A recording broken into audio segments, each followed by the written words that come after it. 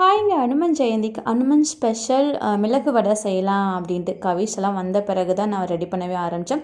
உளுந்து ஒரு 1.5லேருந்து ஒரு 2 மணி நேரம் கிட்ட ஊற வச்சா போதும். அதில் இருக்க தண்ணியை வடிச்சிட்டு அது வடிகிற கேப்பில் அதுக்கு தேவையான மிளகு பார்த்திங்கன்னா நுணுக்கி வச்சுட்டேன். கொஞ்சம் லைட்டாக க்ரஷ் பண்ணால் போதும்.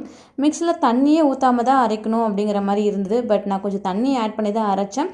அது கூட க்ரஷ் பண்ணி வச்சுருந்த மிளகு, அதுக்கப்புறம் பார்த்திங்கன்னா உப்பு, கொஞ்சம் தண்ணியாட்டம் ஆயிடுச்சு. அதனால் என்ன பண்ணேன்னா அரிசி மாவு ஆட் பண்ணிவிட்டு அதை நல்லா மிக்ஸ் பண்ணிவிட்டு ஒரு வாழையில லைட்டாக ஆயில் அப்ளை பண்ணிவிட்டு மாவு எடுத்து இந்த மாதிரி தட்டி நடுவில் ஓட்டை போட்டு தீயை மிதமாக வச்சுட்டு நல்லா செவக்க சுட்டெடுத்தால் ரெடி ஆயிருங்க. இந்த வடையில் என்ன ஒரு ஸ்பெஷல் பார்த்தீங்கன்னா 2 நாளைக்கு கூட வச்சு சாப்பிட்லாம்.